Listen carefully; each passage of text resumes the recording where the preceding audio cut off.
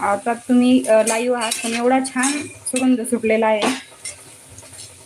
मी वरती भाजी करत आहे आमच्या इथे, पण जे खाली लोक राहतात अपार्टमेंटमध्ये त्यांनाही वास गेला असेल की यांच्याकडे काय आहे नेमकं. कोथिंबीर टाकलेली आहे थोडी राहिलेली, आणि त्याच्यानंतर आपण शेंगदाण्याचं कूट थोडासा घालणार आहोत.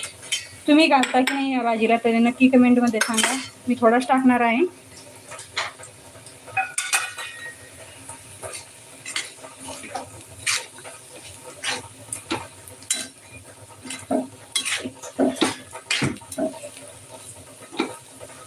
आता पुरी सोबत खाण्यासाठी तर भाजी आहे आपली तयार. पण पुरी झालेली आहे, मुलीला पाहिलं असेल तुम्ही, तर मी याच्यामध्ये थोडंसं पाणी ऍड करते.